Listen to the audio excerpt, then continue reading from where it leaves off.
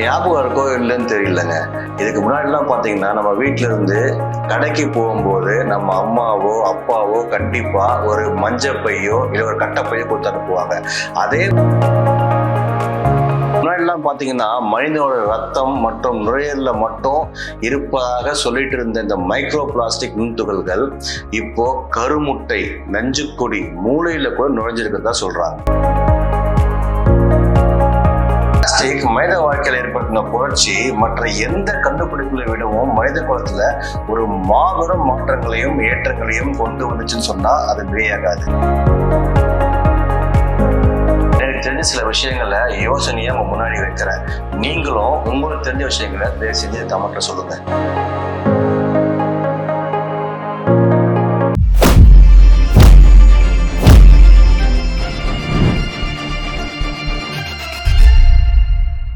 அனைவருக்கும் வணக்கம். நான் உங்கள் தனசேகர்.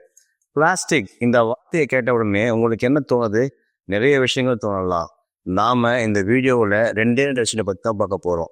ஒன்று, அதனால் ஏற்படக்கூடிய நன்மை. இன்னொன்று, அதனால் சரி செய்யவே முடியாத தீமை. பிளாஸ்டிக் மனித வாழ்க்கையில் ஏற்படுத்தின புரட்சி மற்ற எந்த கண்டுபிடிப்புகளை விடவும் மனித குலத்துல ஒரு மாபெரும் மாற்றங்களையும் ஏற்றங்களையும் கொண்டு வந்துச்சுன்னு சொன்னா அது மிகையாகாது. ஃபார் எக்ஸாம்பிள், நாம இன்னைக்கு பயன்படுத்துற பொருட்கள்ல பிளாஸ்டிக் இல்லாம எதுவுமே இல்லை. அந்த அளவுக்கு நமக்கு தெரிஞ்சும் தெரியாமலையும் எல்லா இடத்துலயும் பிளாஸ்டிக்கோடைய ஆக்டோபஸ் கைகளில் நம்மளை ஒப்படைச்சிருக்கோம். சும்மா ஒரு பேச்சுக்கு நம்ம எடுத்துக்கிட்டா கூட தோளிலும் இருப்பார் துரும்பிலும் இருப்பார். உதாரணம், யாருக்கு பொருந்தோ இல்லையோ இந்த பிளாஸ்டிக்கு 100% சரியா பொருந்துங்க. பிளாஸ்டிக் பல வருஷங்கள் ஆனாலும் மக்கி போகாத ஒரு பொருள், அதாவது நான் டீகம்போசபிள் இல்லைன்னா நான் பயோடிகிரேடபிள். அது மண்ணுக்கு மிகப்பெரிய கேடு. அதோட பயன்பாடுகளை குறைப்போம்னு பல வருஷமா பலரும் சொல்லி நம்ம கேட்டிருப்போம். விழிப்புணர்வுக்காக பலரும் காட்டு கத்தா என்னதான் கத்தினாலும் அவங்கள நம்ம ஏதோ வேற்று வாசிகளை போல கடந்து போய்கிட்டே இருப்போம். இதுக்கு என்ன காரணம்னு பார்த்தீங்கன்னா, பிளாஸ்டிக் இல்லாத ஒரு வாழ்க்கையை நம்மளால நினைச்சு கூட பார்க்க முடியாது. எக்ஸாம்பிள், பால் பாக்கெட், மாவு packet, biscuit packet, water packet, இந்த மாதிரி ஒரு நாள் ஆரம்பிச்சு அந்த நாள் முடிய வரைக்கும் பிளாஸ்டிக் இல்லாத ஒரு வாழ்க்கையை நம்மளால நினைச்சே பார்க்க முடியாது. தெரிந்தே செய்யும் தவறுக்கு கண்டிப்பாக தண்டனை உண்டு என்பது இயற்கையோட நியதி. அது பிளாஸ்டிக் விவகாரத்திலையும் நடந்துகிட்டு இருக்கு. மைக்ரோ பிளாஸ்டிக் அல்லது பிளாஸ்டிக் நுண்துகள், இந்த வார்த்தையை கண்டிப்பா நீங்க கேள்விப்பட்டிருப்பீங்க, இல்லைன்னா எங்கேயாச்சும் கண்டிப்பா படிச்சிருப்பீங்க. மெல்ல மெல்ல நெருங்கி வந்து நம்மளோட உறவாடி நமக்கே தெரியாம நம்மளுடைய சுற்றுச்சூழலை கெடுத்து நம்ம உடலுக்குள் மெல்ல மெல்ல புகுந்து நம்மளால கற்பனையே செய்ய முடியாத இடங்கள்லாம் டிராவல் ஆகிட்டு இருக்கு இந்த மைக்ரோ பிளாஸ்டிக். இதுக்கு முன்னாடி எல்லாம் பாத்தீங்கன்னா, மனிதனோட ரத்தம் மற்றும் நுரையீரல்ல மட்டும் இருப்பதாக சொல்லிட்டு இருந்த இந்த மைக்ரோ பிளாஸ்டிக் நுண்துகள்கள் இப்போ கருமுட்டை, நஞ்சுக்கொடி, மூளையில கூட நுழைஞ்சிருக்கிறதா சொல்றாங்க. 5 மில்லிமீட்டர்ஸுங்க, அதாவது 5 மில்லிமீட்டருக்கும் குறைவான சிறிய பிளாஸ்டிக் நுண்துகள்கள் மனித உடலுக்குள் பல்வேறு வழிகளில் புகுந்து பல விளைவுகளை ஏற்படுத்திக்கிட்டு இருக்குது.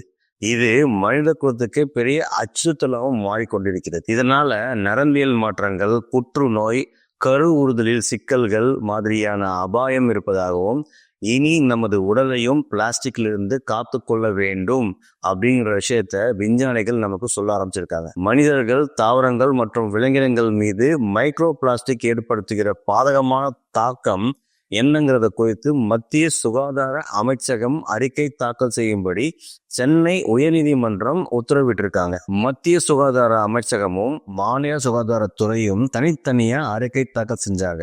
அந்த அறிக்கையை பார்த்த நீதிபதிகள் மத்திய அரசோட சுற்றுச்சூழல் காலநிலை மாற்ற அமைச்சகத்தால் தாக்கல் செய்யப்பட்ட அறிக்கையில் மனிதர்கள் ஆரோக்கியத்தில் பிளாஸ்டிக் கழிவுகளின் தாக்கம் குறித்த விவரங்கள் இடம்பெறவில்லை என்று சுட்டிக்காட்டியிருக்காங்க. மைக்ரோ பிளாஸ்டிக்கோட தாக்கம் மனித ஆரோக்கியத்தில் என்னவாக இருக்கும் அப்படின்றது குறித்து இன்னும் அறிக்கையில சொல்லப்படல அப்படின்ற விஷயத்த கேட்கும் போது ரொம்பவே கவலைக்கிடமா இருக்குது. அறிக்கையை படித்த நீதிபதிகளும் மத்திய மாநில அரசுகள் இவ்விவகாரம் தொடர்பாக தகுந்த விவரங்களுடன் விரிவான அறிக்கை தாக்கல் செய்யணும்னு கோர்ட் சொல்லியிருக்காங்க. மத்திய மாநில அரசுங்கிட்டேயே இது தொடர்பான எதிர்கால திட்டங்களோ சிகிச்சை முறைகளோ இல்லைன்றத நம்ம உணரும் போது நாம மட்டும் என்ன செய்ய முடியும்னு தோணுது இல்லை. அரசு சொல்ற வரைக்கும் நம்ம பிளாஸ்டிக்கை பயன்படுத்தலான்ற நிலைமையிலிருந்து மாறி நம்மளால என்ன செய்ய முடியுங்கிற இடத்துக்கு போறதுதான் புத்திசாலித்தனமான முடிவா இருக்கும்னு நான் நினைக்கிறேன். எனக்கு தெரிஞ்ச சில விஷயங்களை யோசனையா அவங்க முன்னாடி வைக்கிறேன். நீங்களும் உங்களுக்கு தெரிஞ்ச விஷயங்களை செஞ்சு கமெண்ட்ல சொல்லுங்க. இந்த கலந்துரையாடல் மூலமா ஒரு தீர்வு கிடைச்சா இல்லை ஒரு கவர்மெண்ட்டுக்கு சாய்சனா போனா கூட அது நம்மளுடைய சந்ததியை காப்பாற்றுறதுக்கான ஒரு வழியா இருக்குங்க. ஃபார் எக்ஸாம்பிள், ஒரு முறை மட்டுமே பயன்படுத்துற பிளாஸ்டிக் பொருள்ல மொத்தமா நிறுத்திடணும். பிளாஸ்டிக்ல பேக்கிங் செய்யப்பட்ட பொருள் எதுவா இருந்தாலும், எக்ஸாம்பிள் பிஸ்கெட்டு, சாக்லேட்டு, இதை நம்ம குழந்தைகளுக்கு கண்டிப்பா சாப்பிட கொடுக்கக்கூடாது. தண்ணீர் எடுத்துக்கிட்டு போறது கூட வாட்டர் பாட்டில், ஸ்டீல் போன்றவற்றை நாம் உபயோகப்படுத்த ஆரம்பிக்க வேண்டும். உங்களுக்கு ஞாபகம் இருக்கோ இல்லைன்னு தெரியலங்க. இதுக்கு முன்னாடிலாம் பார்த்தீங்கன்னா நம்ம வீட்டில இருந்து கடைக்கு போகும்போது நம்ம அம்மாவோ அப்பாவோ கண்டிப்பா ஒரு மஞ்சப்பையோ இல்லை ஒரு கட்டைப்பையோ கொடுத்து அனுப்புவாங்க. அதே மாதிரி இப்போ நம்ம கடைகளுக்கு போய் நின்றுட்டு இருக்கும்போது பொருளை வாங்கிட்டு கண்டிப்பா நம்ம கடைக்காரர்கிட்ட பிளாஸ்டிக் பை கேட்காம நம்மளே ஒரு துணி பையை கொண்டு போனோம்னா இதையும் நம்ம தவிர்க்க ஆரம்பிக்கலாம். அதே மாதிரி அண்ணாச்சி கடைக்கு போகிறோம், நம்ம ஒரு ஸ்டோர்ஸுக்கு போகிறோம், அதே மாதிரி போகும்போது இல்லைன்னா கறிக்கடைக்கு போகிறோம், அங்கெல்லாம் வந்து மந்தார இலையோ இல்லை கண்டெய்னர் ஸ்டீல் கண்டெய்னர்ஸில் போயிட்டு நம்ம அந்த பொருட்கள்லாம் வாங்கிட்டு வரலாம். உங்கள் மைண்ட் வாய்ஸ் எனக்கு புரியுதுங்க. இந்த மாதிரி சின்ன சின்ன விஷயங்கள் நான் பண்ணுறதுனால தான் இந்த உலகம் மாறிட போதான்னு சொல்லிட்டு. ஆனால் ஒரு பெருங்காட்டை அழிக்கிறது ஒரு சின்ன தீப்பொறி தான்.